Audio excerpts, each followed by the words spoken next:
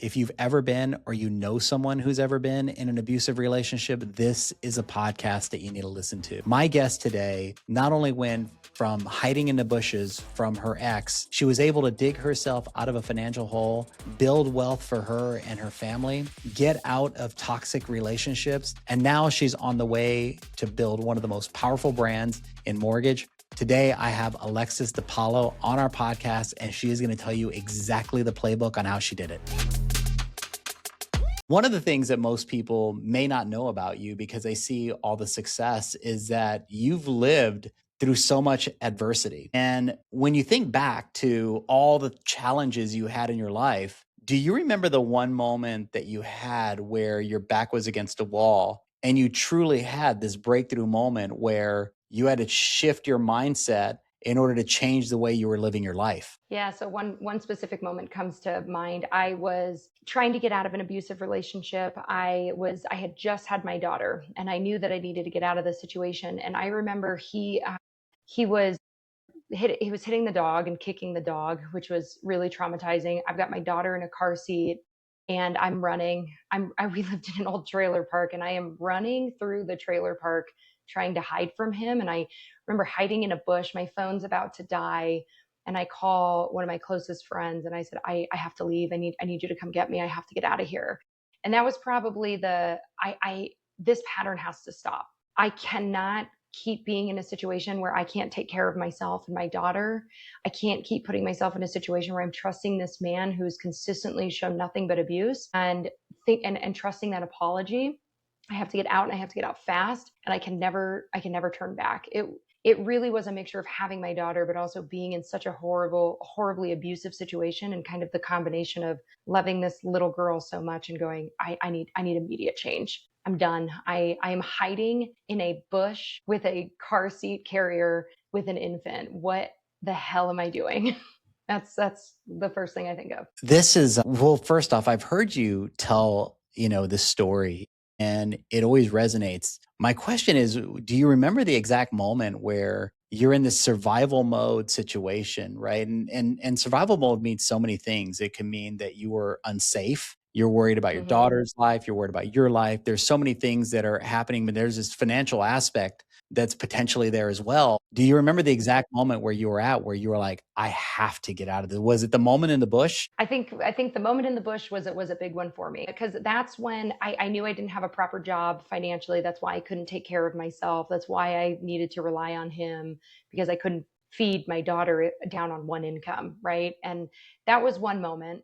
There was another moment too when I was now single momming it. This was a different survival mode, because this one was only financial. I had stability and I had peace in the home. I had emotional stability, but I didn't have any financial stability. And I could not keep the heat on and feed her at the same time, right? I had left a 2 income household to keep her safe, to keep myself safe.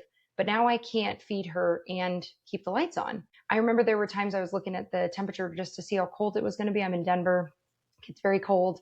It was winter. I'm like, how long can I go without heat? For how many days? Because I need to get food on the table. That was another real realization of I've made changes, but not enough, because that moment still keeps you really stuck and still keeps you in survival mode. And that was another breakthrough. Well, this is amazing way to look at it, because if you look at it in a step-by-step process, the first step was to get out of the abusive relationship, get into safe, and then worry about the financial piece. And most people will stay thinking Mm. that they got to figure out the financial piece first. How did you know that you had to just first get out of that without worrying about like where the next, meal was going to come from? Or, was it so bad that you were like, the first step is get out of this relationship? I think I just knew that I was not going to fail, right? There was so much hiding in this bush from an abusive man, trying to hide from him. There was so much in me that was, I just have to get out. Like in that moment, in the hierarchy of needs, right? I think it's Maslow's hierarchy of needs. I wasn't really worried about, I was in such a dire situation that I wasn't even thinking about, I can't financially afford to feed her. That's It how was bad it was. just that's how bad it was. Yeah. And I think that point had come. And not that I don't ever recommend it getting that bad, because that really sucked. It's what kept me stuck as long as it did keep me stuck. But that moment was so bad that it was, I don't even care about the money. We've survived worse. I've been in other bad situations and I've always survived. And when I'm constantly just relying on the dollar, and that dollar is going to make things better. The money's what's going to make me happy. You are a hostage to the dollar. And it's just supposed to be a tool in the tool belt, right? And so there was no way I'm not safe. And so the dollar meant nothing to me at that point, because I was just not in a position where I could keep the two of us safe. It was life or death at that point. This is an amazing story. I mean, because right now there's a listener out there that's hearing this, that's thinking, I'm in that same situation right now. And before it gets to the fact that it gets to the point that I'm sitting in a bush, maybe I have to make a decision before it gets that far. What would you say to that person? I'd say get the hell out. Yeah. Like, what the hell are you waiting for? And 10 years from now, you're not going to look back and go, thank God I stayed. Thank God Mhm. I stayed stuck in that. What is 80-year-old version of you going to think about saying? And what is 8-year-old version of you? I have a friend who gave me this advice: 8-year-old version and 80-year-old version. Those are the only two opinions I care about. And if 8-year-old version of me would be disappointed and still feeling unsafe in this situation, like, what are you doing? You're supposed to save us. Get the hell out. If 80-year-old version of you is going to say, hey, we made it, we're okay, stop staying in this, make that jump sooner, get out now. Because the money will always come, especially if you have what it takes, which most of us do. I know I'm not going to fail. I'll work 5 jobs if I have to. I'm not too prideful to go work at the gas station or go work at McDonald's. I'm not too prideful for that. I'm feeding my daughter. Are you kidding me? I'm never too prideful to put food on the table for her. So it's just, I know that I will be okay. And I know that I am reliable, and I know that I can keep myself safe. It's having enough confidence, at least in that, to get out. Well, the other piece of it is, if you really look back at it, most times it's going to work out. Mm-hmm. And so Mm-hmm. you're likely, where it won't work out is when you're in a toxic cycle. And the sooner you can remove it yourself from that toxic cycle. And I think the piece that most people forget, and I'm not judging anybody on this, but I think it's easy to get stuck into something when there's a financial, a financial aspect to it. But you always have to put your child first to say what I want them in this Mm-hmm. situation. And therefore, if the Mm-hmm. answer is no, just like your 80-year-old, self, it's like, but also, the person that's in the middle of all this, do you ever want them in it? Because they also tend to repeat those same habits, right? As they get older, unless you could fix and break that toxic cycle. So you get out of the relationship, you make a move, and then you find now it's time to figure out the financial piece of this, because Mm-hmm. you're negotiating food on the table versus warmth, Mm-hmm. and what was that like? I think there really is this moment where you're just kind of stuck in survival mode, and you just know it wasn't it was just this huge impact of, I just need to make some different moves. I need to change this little girl's life. You made the comment, would I want my daughter or my son or my child or my best friend in this situation? That's the advice I will always take, because it's really easy for me to go, yeah, the situation's bad, but maybe I'll deal with it tomorrow. But when I think about my daughter being in this situation, I would never tell her, just wait till tomorrow. I would say, get the hell out now and you will be fine. We will grind, we will do whatever it takes to get you out of that situation. So that's the advice that I always take. So being in a situation where I'm choosing between warmth and food, it's, what would I tell my daughter? I wouldn't tell her to sit there and suffer in that headspace. Get through it for the night, right? That's okay. We're stuck in this tonight. It's not a big deal. Maybe I'm stuck in it for a week. But that just was a moment for me to go, okay, I just need to grind a little bit more. And obviously that can have its, I'm sure we'll get there. I'm sure that can have its negative impacts later down the road. You get caught in a hostage mindset when you're creating success. But in that moment, it was, nothing else mattered except just keeping her safe. If I always put my daughter safe, and I do whatever I can for her, we are going to be fine. So it was, get the other job, find the other opportunity. Clearly what I'm doing, the decisions I'm making right now are not going to give me heat and food. So I need to create more income for myself. I either need to get a new job, I need to ask for the raise, I need to work a second job. That's all that was going through my head. There was no feeling sorry for myself. There was no time for it. And again, this isn't about judgment, but sitting in a headspace of, this just sucks. There's no solution in that. Yeah, it sucks, but where's the solution? You have to be able to elevate yourself above that and not just sit in a victim's headspace of this just sucks. Yeah, it does suck, but life's hard for everybody. My life is not harder than some people's. Abuse, abandonment, neglect is all relative, right? The abuse still feels the same regardless of if I had money or not. And so what was really important to me is the not feeling sorry for myself. It didn't matter. I had put myself here. I'm the one who chose this partner. I'm the one who had this kid. I'm the one who wasn't getting paid enough, which meant really empowering. I had the choice to do something differently. I had the choice to get paid more. And if the company I was working for wasn't willing to give me the raise, then I needed to go actively look for another job. And that's what it came down to.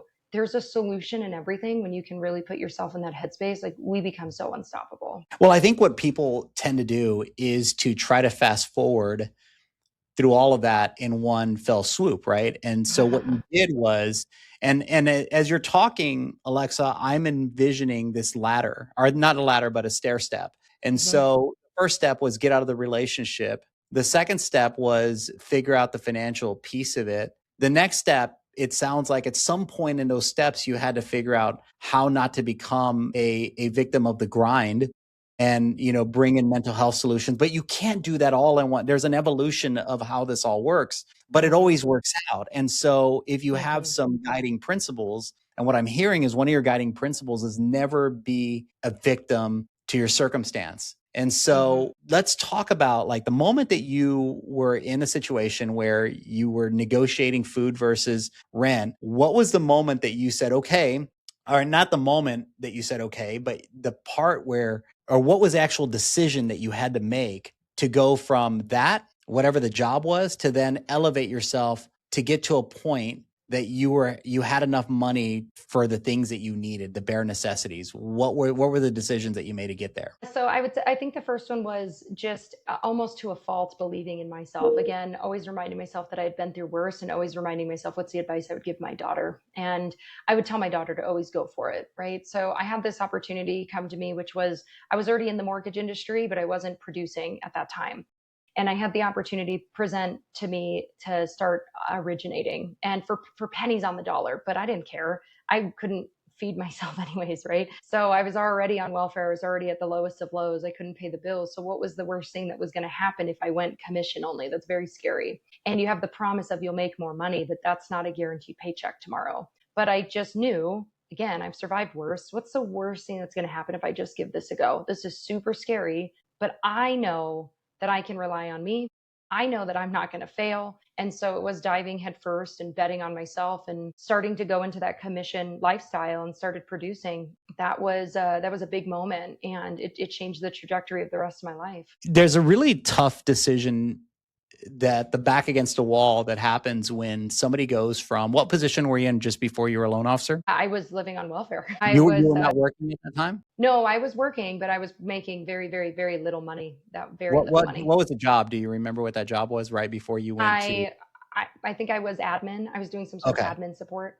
So you were an admin support person, right? And so when you're an admin support person, you're making an hourly wage. Maybe it's a salary, but it's usually just enough to get you from week 1 to week 2. Well, and the other thing is, because I was on welfare, I had to turn raises down, right? So I only am making enough to get from week 1 to week 2. I can't ask for a raise, because if I get one more dollar, I lose my food stamps. I lose any support. I lose Medicaid. And that one, so then I'm turning raises down.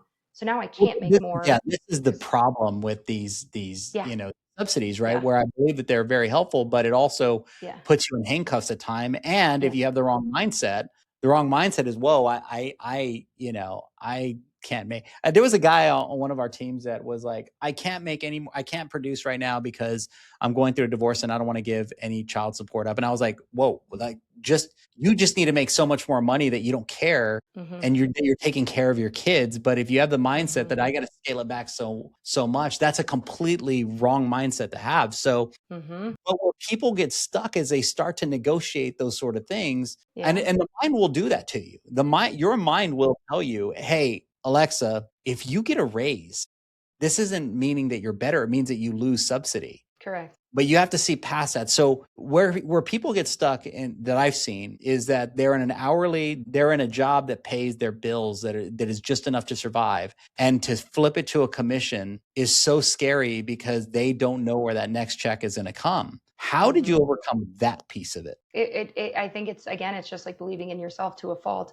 If I'm going to go to this job and get paid an hourly wage, they're going to tell me do these 10 things every day. You'll get paid at the end of the 2 weeks. So it was just going headfirst. And I was never afraid to ask questions. I asked every loan officer everything. What did you do? What did you do? What did you do? I implemented everything. And because I couldn't fail, and I wasn't going to fall flat on my face and stay there, right? That victim mindset, it's absolutely something that drives me. I'm never going to stay down. And so it was believing in myself, knowing that even if I fell on my face, I wasn't going to stay down, because staying down is true failure. So it was trusting other people's advice and watching them build wealth. I didn't understand how much at the time, but I'm watching them build wealth and success. And I was like, I just am not going to fail. If someone tells me to do these 10 things and I'll get the paycheck at the end, I'm going to do the 10 things. And just because the hat changed, the boss's face changed, now I'm the boss's face. Who's a better boss than me? Right? I'm going to pay me what I'm worth. I was so exciting to start pouring into and reaping the rewards of what I was putting into, instead of being told my value was, $7 an hour. It's so crazy. So there's this time in my life where it was like a defining moment for me, very similar to you, that I was doing like a sell support job for these guys that would go door to door selling cable. So if they knocked on someone's door and they answered the door and they sold them cable, they would call me to put the order in, but I would like do a credit check, that sort of thing. But I would watch these guys and I'm like, they were making a lot of money. And I was thinking to myself, because I did their payroll too, and I would see how much money they would make. And I was like, these guys work like 4 hours a day selling cake, right? From like 5 to 9, because that's really when people are home, and they're not any smarter than me, but they're making like 4 times what I'm making. So I remember going to my mom and I was saying, hey, should I go and take this job, but it's commission only? She's like, never do a commission only job.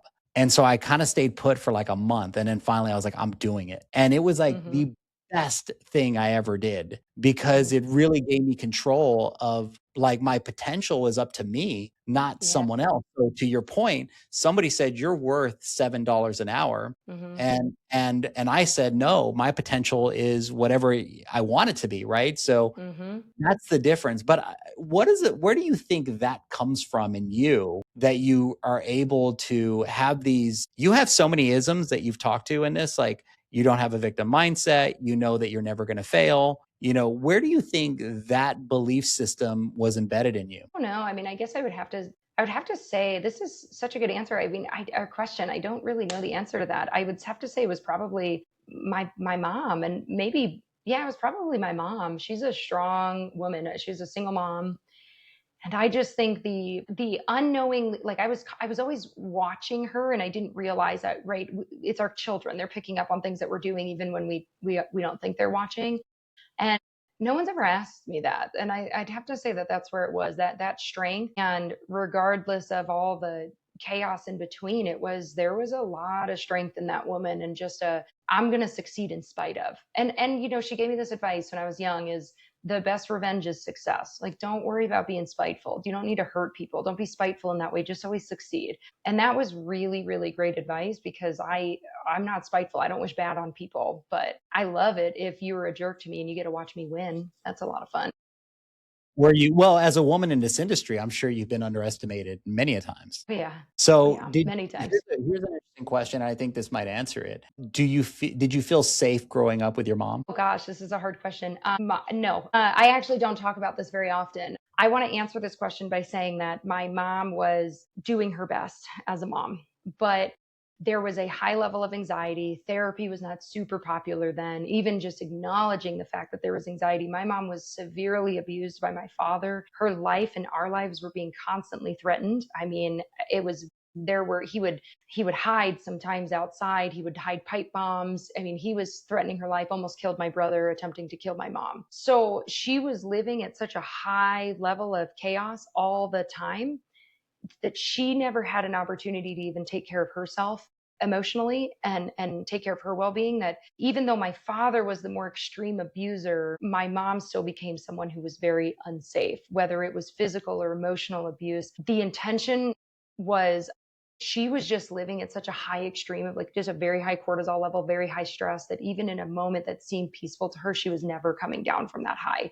So growing up was very difficult in that household, but she still had this strength about her. And even though she was a hard mom, and I, safe is not the word I would use for my childhood, but there was a strength that taught me a lot. I'm not angry about that. I don't regret. I have no regrets. I get along with my mom wonderfully because she taught me not to live like that now. Because then I was in a similar situation where I'm in an abusive relationship. I have a kid with this man, and now I have to get out. And this man is going to continuously be abusive. So, what that taught me was, but I don't want to be a mom like that because that sucked as a kid. That's So, it. that's Yeah. a beautiful thing. Her ceiling was my floor of growth. And that's a beautiful thing because it taught me how to be a better mom. And I hope that my kids are going to be better than me, you know? Well, they absolutely will. But I think that's the point I was trying to make. I think that there's so many similarities in how we follow what our parents did, right? Like it's very interesting to me that your mom was in an abusive relationship and therefore you were in an abusive relationship, but you were still in a, if you had to like judge them, maybe you ended up in a better place because you've been watching it and figuring out ways to get around it in a way that maybe she didn't have the tools for. And so Exactly. I think that is such a strong thing to be in. So now this will take me to my next thing because in the business that we're in, you and I deal with many different types of people and energies specifically. It's why we're on this podcast, because in a room full of, I don't know, what was it, 500 people, you and I immediately connected. We were like, I don't know, like that there was like like a parallel in the way that we were brought up or something. But I was like, she's cool, like we're gonna be friends, whatever. And but I didn't see that with anyone else. Like, but for whatever reason, you and I became friends. I think those energy pieces are extremely, like I'm hypersensitive to them, which I'm sure you are as well. But in your process in the business, as you deal with different people and different energies, how have you been able to build boundaries in place to make sure that you're keeping like the bad actors out? Or is that something that you still struggle with? No, I actually don't think I struggle with it at all anymore. I'm sure there's people who creep in at times, right? But I'm really big, as much of an extrovert as I am and as loud as I can be. I'm constantly observing, I'm watching, right? We're paying attention. It's why we picked up on each other. That was a big room, but I'm still watching, I'm paying attention, I'm listening. It's a big part of it that I try to stay grounded in is values. Is my values are different than your values, and if they're not in alignment, that doesn't make me right and you wrong, me good, you bad. It's not that. It's just different. We are not meant for each other's worlds, and that's okay. And just coming to peace with that and not feeling rejection in it myself too, because my values aren't in alignment with theirs either. They're not going to like being around me either. I'm going to make them feel judged, make them feel inadequate. They're going to make me feel judged and inadequate. Why would I choose to surround myself with people like that and then call them friends? That's not, like, I did that as a kid. I did that in relationships. I'm not doing that anymore. And then again, would I be okay if my daughter was friends with this person? If the answer is no, I'm not going to be friends with that person. But when you really try to understand what that comes down to, it's sharing values. We share values, and even if you share 3 out of 5, that's still pretty decent. But integrity, honesty, right? Self-respect. And when you can sense those things in people, then that's a game changer. They're your forever people. But what do you think is a key thing that you feel immediately what are some of the things that keep people away from that to stay away from people? Like, are there some key Wow. characteristics that give you like a red flag with people that you know? Complainers. Okay, tell Complainers. me about that. That's a big one right there. Big one. Like the feeling sorry for myself. Again, that goes into that victim mindset. But everybody has a bad day. So did you have a bad moment in the day, or is your entire day ruined because of the one moment? Because I think that's careless. Like, life is really precious. And why would I, like, who cares if we had a bad moment? We put our big girl pants on and we move on. That is a funny Yeah. saying. That is a funny saying. So, okay, so you went from being in an abusive relationship into, you started to figure out that you needed to get out of your financial situation. You then became a loan officer, as you said, for pennies on a dollar. At what point did you start looking at the world and saying, wait a minute, I deserve better than this? And what happened? What took place thereafter? So, I started making really good money. And this is a really interesting shift because I went from one extreme to the other fairly quickly. Because again, I was just grinding all day, every day. What year is this, So by I the way? went from, what was that? What year is this, by the way? Like that you started making a lot of money immediately. 2018, I want to say, was the first year I made six figures. Okay. That's So, when, okay. So you went from very minimal and then you started hitting six figures in 2018. yes. I'm sorry. I didn't Yeah, mean to yeah, yeah. interrupt you, but I was very curious about that. Okay. Go ahead. No, no. I think it was 2018 is when I made my first six figures. And I was like, wow, I've made it. I was like, this is rich. And I didn't know anyone who was making six figures, but I was working for someone who paid me pennies on the dollar. He taught me everything about the business. I'm still really grateful to him for everything he taught me, but he knew that I would work harder for less money. And that's predatory. Unfortunately, it happens very often in this industry, but he knew that I would work a lot harder for less because I was ignorant to how much money you could make. And I was desperate. And I was grateful to him because he literally pulled me out of poverty. And now I'm making six figures, and gratitude based loyalty can be absolutely weaponized against you. And that's what happened. So I would say that because I had worked for this man total for about 10 years. I worked for him prior 2018, but then started originating in 2018. And he realized he could make more money off of me in his branch and on his team.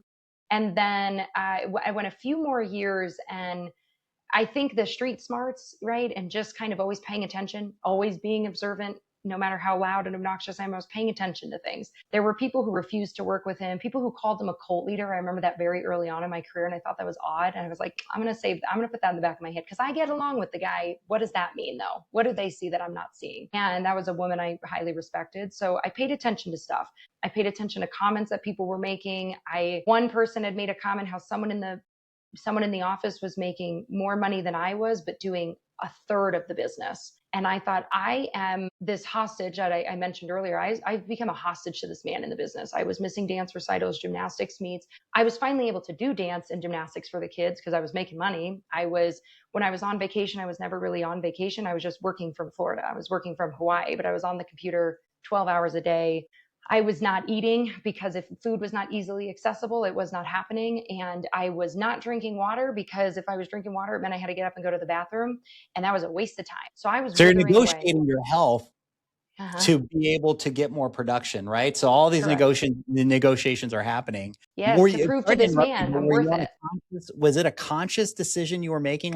No, Or you were just kind of like, okay, but I know if I do that, I'm gonna have to use restrooms. So I'm just, like, it was just a quick thought and then just a you're moving quick, on. if I Yeah. drink too much water, I'm going to have to go to the bathroom and I'm too busy. I was absolutely sacrificing me, my body, my health, my well-being. I think what was even more on a deeper subconscious level was, which women will do, which was still a part of the abusive upbringing I had, right? If I work hard enough, I'll prove to him I'm worthy. I'm worthy of more. And his time and investment into me was worth it. And eventually I'll get the raise. Eventually I'll get the raise because he'll see that I'm worth it because look at all the things I'm sacrificing. And that was not conscious to me until probably 2021 is when that really hit. And so he wasn't giving me the raise. And I was the number one female lender in Colorado. And I had been since 2018. And because I'd continued to work my way up, and I was number one in the company above everybody. And I was like, okay, I'm going to ask for the raise. We just had our biggest month in their entire careers. And in my career, I'm going to do it. And he told me I was ungrateful to think I deserved one. And that's when it was, okay, I'm worth more. This is crazy that I am still in a different type of abusive situation because now I'm being preyed on in different ways. I've become a hostage to this mindset that I have to sacrifice all the things and I'm missing everything with the kids. I wasn't feeding them dinner. I wasn't feeding them breakfast. I was rushing them out the door. When we would do dinner, it was like fast takeout. I wasn't actually present with them through dinner. If I was whipping something up, I was working through dinner. It was miserable. I was making so much money, but I was happier when I was poor. So what the hell was I doing? And I was a shittier mom making this much money. But they were in all the things, they were in all the activities. So from the outside, it looked really great. But I was miserable. They were miserable. It was awful. So there was a shift there when I realized nobody else was going to value my health, my well-being my mental well-being, and the relationship with my kids like I will, right? It was another realization of this. And I was making enough money that I was no longer desperate for the dollar. I knew I had proven to myself that I could put in hard work and I could make money. But now I needed a different shift. And so then I stepped out of that situation. So that was kind of a different one when I realized taking care of me was really important. And that I had never considered. Well, no, but this is the escalator, right? This is like the stair steps. So, I'll repeat it again. Like, you went from an abusive relationship that was like Mm-hmm. almost, you were at risk, to getting to a safe space. And then from the safe space, you had to figure out how to get financially. Then you got financially well, but then you realized that even that was somewhat of a facade, because in order to do that, you had to, erode every value of taking care of yourself and your family in order to get there. But then once you got there, it's like, now there's another shift. And what was that next shift that got you to the next level of your career? It's the same thing. It was, would I tell my daughter to stay in this work relationship? Because the answer was no. So I had to get out. And so that's what I did. I prepped and I started doing research on different companies. And it was like, now I need to really bet on me again, right? I need to do Back another against the big wall. jump. Yeah. Yeah,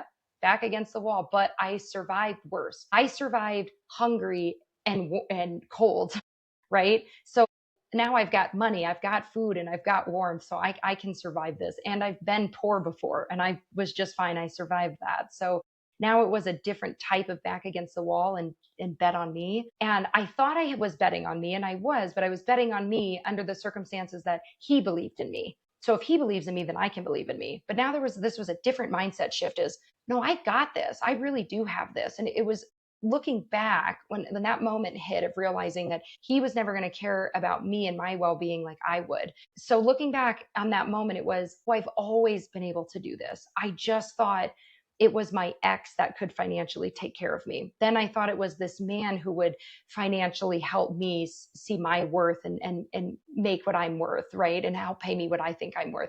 But no, it was always me. It was always what I was putting in. And so just having that shift, and that was scary too. That was leaving a different type of toxic relationship and a different type of fear that, what if he's right? He said, I made you, I'll break you. You're only here because of me. And what if he was right? What if I do take this jump and I cannot do this on my own? But again, I was hiding in a bush at one point and couldn't feed my daughter and couldn't keep the heat on. So like, I think I'm going to be okay because I've survived something worse than this. So I'm just going to go for it. And understanding what fear does to the mind, and that fear and faith are both invisible. So I'm just going to believe in myself and choose to not be afraid of making this big jump. And then that's when things really started to shift even more. I was able to find balance. I really was my own boss. I was making more money with more time with my family. I mean, that was a game changer, being able to take care of myself that way. So when you finally left, right? And here's what's interesting is that you went from this relationship that was toxic, and at some point in that relationship, that person that you were with that turned into be an abuser, that's the father of your daughter, right?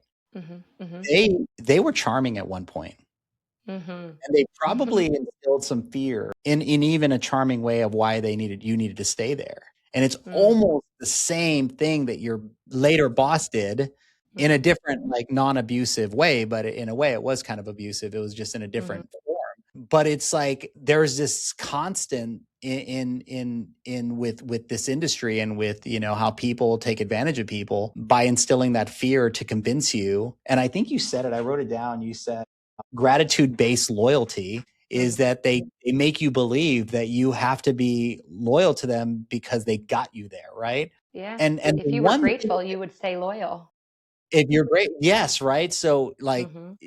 and there's this thing that this industry does where you're led to believe that this is the way it works. This is like the path. This is the rite of passage to, greatness, is that you got to be treated like shit, or you have to, dig. And somebody said this really well. They were saying, but why would, if I had to do all these hard things, why would I make somebody else do it? Why wouldn't I just show them the better way to do it from the get-go instead of making them? And to me, that's a true leader. Like, Yeah, I really want to work with somebody who's already been there, done that, so that I don't have to, and I can just exactly. immediately elevate. But people get stuck because they're what you just said. There's this gratitude-based loyalty. So what was the thing? Like I believe it stems from this knowledge is power piece of it, but something happened where you got some knowledge Hmm.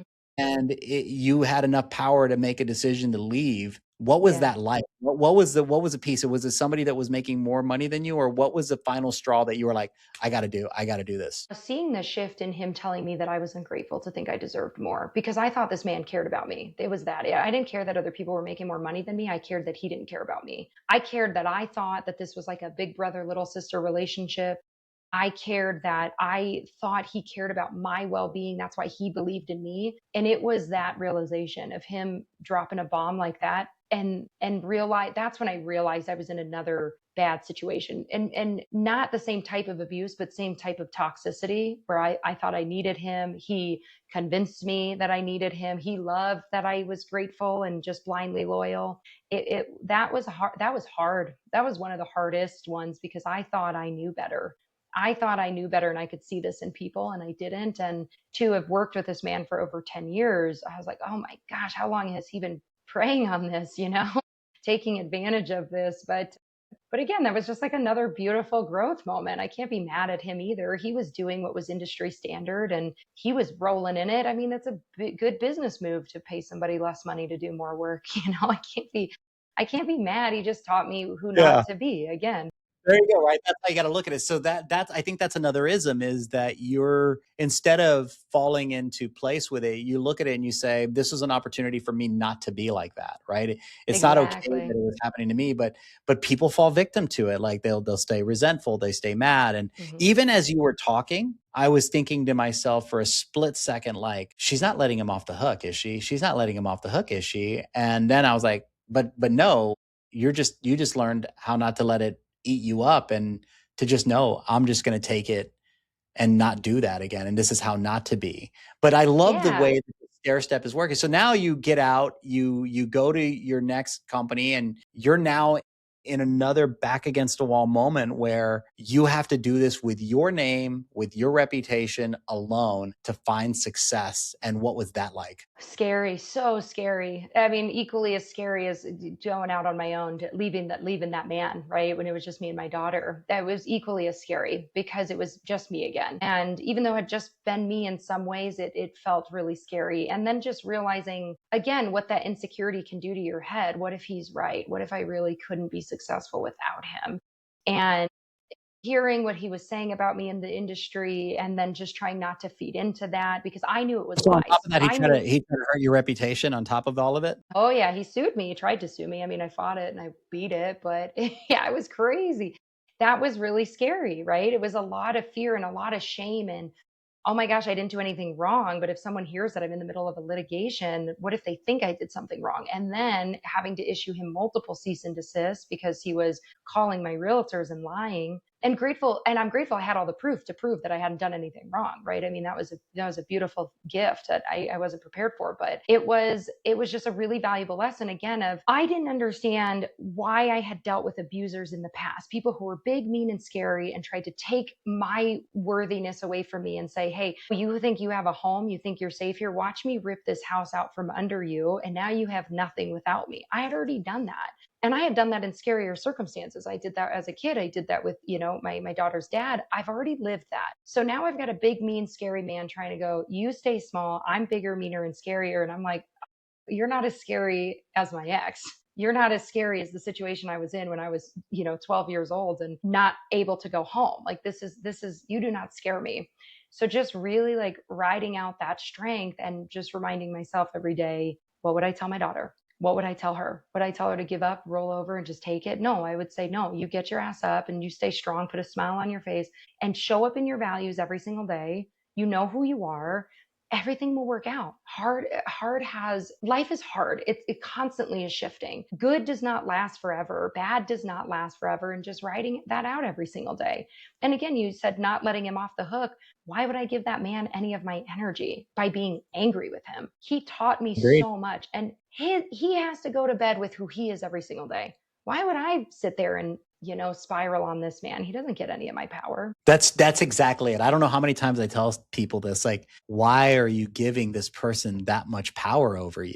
You control Mm-hmm. that. Right? So I love the fact that you're seeing this. This is another one of your isms, is like, you can give away your power to negativity or you can take it back, right? And that in lies your strength. And so now the next phase is, you've now made the move. You've now overcome this, litigation. You're past all that. When did you find like real success after that piece of it? What was the defining moment there? I think rebuilding my team after that, and this was rebuilding my team and being able to financially take care of people the way I wish I was taken care of, and to take care of my clients the way I thought they should be taken care of.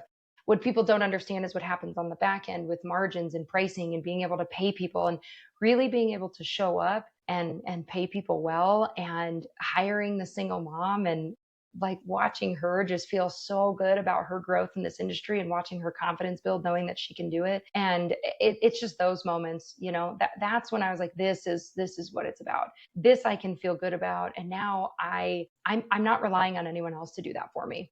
I rely on no one else to do it. And not because I'm better off alone. That's not how I feel. I don't believe that. I'm better off with my people. I was surrounding myself with people who did not share the same values. I was assuming that everybody else had what it took and I didn't. So if I aligned myself with them, then maybe I would be okay. No, it was like, okay, surrounding myself with the right people, knowing that I am strong as well, knowing that I don't need somebody else to be successful, but being with them makes being successful a lot more fun, and being able to share that, being able to show up for my kids, decide to end my day at 1 o'clock and go on the field trip, or pick them up from school now, not put them, sitting down with them and having breakfast, which I did not do before. I mean, and I still get to make money, I get to have fun, and I still get to be a good mom. But that's what it's all about. Yeah. Agreed. I totally agree with you. And even then, I'll admit I still struggle, in those spaces as well, because, we're all in a grind. There's always so much work to go around. And so you have to like put the boundaries up to make sure that you can get those things. And as a mom, for you, I'm glad that you've been able to put that on the forefront, because I think a lot of people get addicted to the pressure of the solve, of the fix, of whatever, that they tend to walk away from their families around it. And so I'm glad that you have found peace of that. And I would imagine, like most, it's a constant reminder that you have to be present in those moments. And so Yeah. somewhere through all this process, Alexa, you started building. You always had a brand, but you started being more intentional around it. When did that start to happen? When did you see the importance of building your brand? I don't know.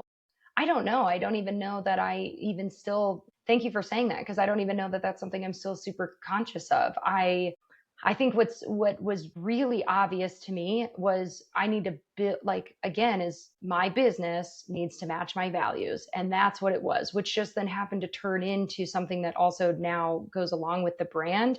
But branding was like another language to me. I didn't understand that for a long time. I have a better understanding of it now, but that came by accident. It was just, be good to your people, be good to my clients, show up and be good to my team, and show up the way I wished I was treated in the business. And that is it. And that just ended up then turning into something that now is, turned into what someone would call a brand. But that was definitely by accident. Well, your brand, and what most people, I think, tend to not pay attention to, is the fact that every one of us has a reputation in the marketplace. Yes. Every one of it. Now, whether you believe it or not, your reputation could be nothing, right? Nobody's talking about you. Or you can walk into a room and people already know who you are, and because you built a reputation for yourself. And so some people have taken the initiative to and in some cases, I see it done poorly, but it still works for them, where they build their brand and it's not in alignment with who they really are. But, it could work because they're intentional of it.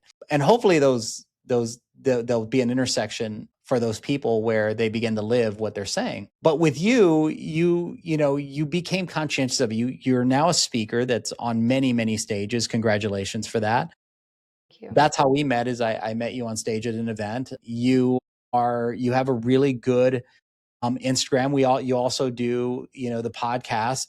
So there's so many things that I think that you're leaning into to help get your word out on who you are. How important do you feel that is to your business? I think very important. I think a big part of why it's so important, I didn't always think it was important. Again, I didn't really understand the importance of the branding and getting yourself out there.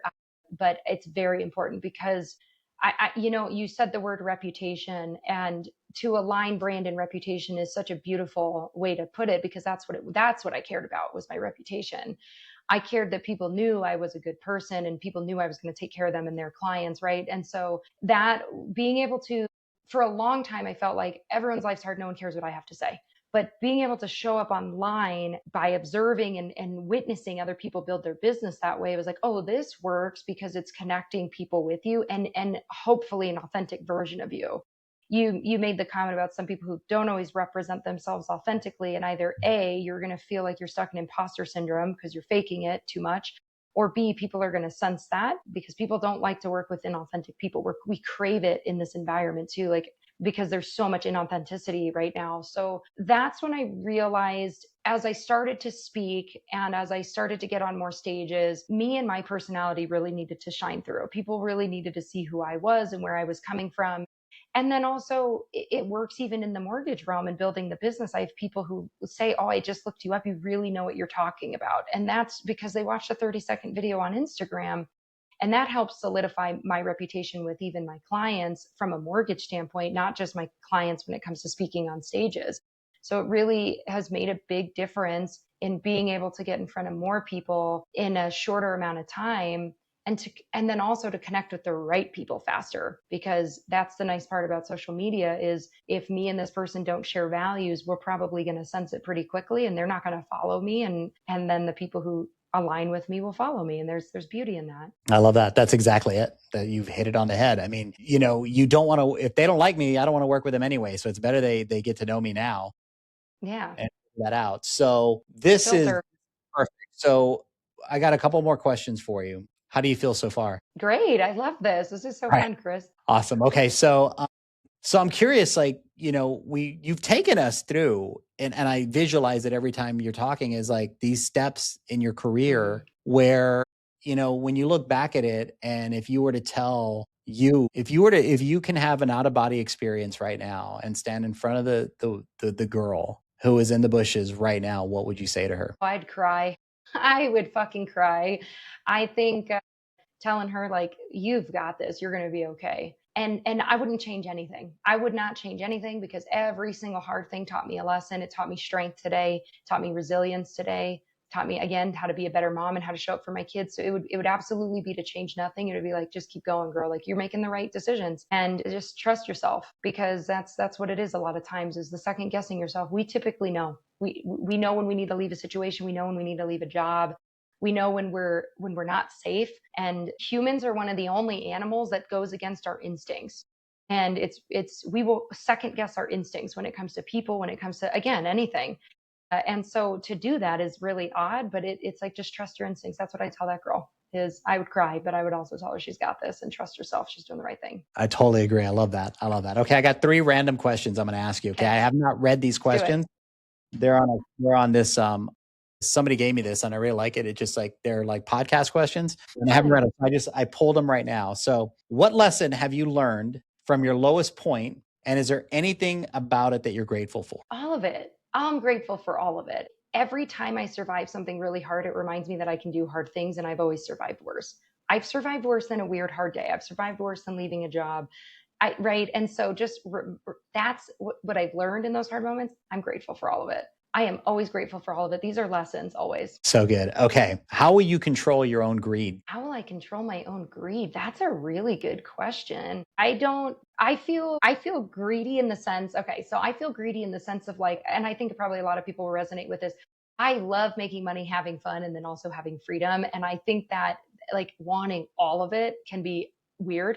And I think just it's gratitude is how I try to remember, like, I am so much farther than I ever thought I could be, which means I could still go farther, but remember to be grateful for right where I'm at too. Because I think I don't feel financially greedy. That's not something I always struggle with. Where I get really, like, I think greedy is like wanting all of it, but not just all the money. It's like, I want all the things. So Yeah. controlling the greed, it's just being appreciative for where I'm at, and knowing that things don't happen overnight, and I'm capable of so much more, but not but just still like being present in the moment as much as you can. And because it's very rarely is it the like the journey that makes us happy. It's I'm sorry, the outcome that makes us happy. It's the journey along the way where we find the most joy. And reminding myself that that's what it's all about, not being greedy with time and all the dumb things I think I want. But I love it. It's such an uncomfortable question because nobody wants to think that they're greedy, you know? But Well, I am greedy in some ways, right? I don't like to, so to ask that, I was like, whoa, I don't think I'm greedy, but in some ways I am. Well, this is actually a really fun question to end on, and it'll give me an insight to you. By the way, this has been just amazing. And like, so, 1, 2, 3, 4, 5, 6. I have like 6 clips that were amazing bars that you said. So I this will be really, you're such an easy guest because the way that you think, it resonates, and hopefully I can give people an insight to who you are through, pushing this out and also for you to let people in on this side of you. But the question is this: what is your selfish dream? My selfish dream my selfish dream would be to live in a beach house, big or small, don't care, living on the ocean, doing yoga on the beach every day with tea. I don't drink coffee because I can't handle caffeine. And to just that would be my selfish dream, is to probably be away from my cell phone too. To be able to live away from my cell phone and to live like near the ocean and to do yoga and hang out with the kids. That's a super selfish dream though. I think it's I don't think unrealistic is the right word. I think that it's I don't know that I would do that to my kids. I don't think they would find that joyful. So that's really selfish. And I don't think my husband was like that. It gives you an opportunity to think about it, because now this is so interesting the way your brain works. You started to underwrite it. You were like, but hold on, if I did that, then then your brain starts to walk you back why you can't do it. But I think it's important to live in the moment of that dream of just stay there for a second and enjoy that, because that in itself is the meditation of of it and giving you an opportunity to potentially bring it to life. And so it's like kind of like that game where if I won the lottery I would, and it's a fun idea to have. But it's my same answer if I win the lottery. There you go. Right. I know that. Yeah. So I will tell you this, I do this a lot, and it's very seldom that I meet someone that has so much intention. And, 15 minutes before we get into these conversations, as I'm prepping, I'm thinking, where does this go? How do we take it? And it's always fun to watch how it formulates. But I want this podcast to reach out to somebody who is where you were sitting at and to see the outcome. And the outcome is this: it's you have become one of the number one female agents and loan officers and business managers in Colorado. And I also think we should just drop female, because I don't think that necessarily matters. I just think you're a really good person in that industry there in your market. I think you're going to continue to grow it. I think if you erase the lines between Colorado and all the other states, you will just own most of it, because I think that's where you're going. I love that you're protecting, who you are and your values. You've led with that. You're a very intentional person, and I'm so lucky to have been able to interview you and get to know you better through this process. So I want to thank you. Where do people find you? The best place to connect with me is Instagram. And my Instagram is the Alexa DePaolo. So and then my first and last name. It's the fastest, easiest way to find me. And just DM you? Yeah, just shoot me a DM. That's the best way to connect. Yep. This is amazing. And what states are you licensed to do business in? 49 states, actually. I'm licensed in 49 states, everywhere except New York. You personally are already? No, my team is. Okay, your team is. Yeah. So, okay. I was going to say that's a lot of work. No, efficiencies, right? Get the team licensed in 49 states. There you go. No, that is amazing. So you've built a team now. You're able to help people in 49 states. If you need a mortgage and you need help with that and you resonate with the message, reach out to Alexa, because she will help you. She's an amazing human. And if this story resonates with you, take a picture. If you made it this far, take a picture of this podcast, tag us both, we'll reshare it, and drop us a DM on what you loved about it. So thank you guys very much, and we'll see you next time. Thank you, Chris. This was an honor.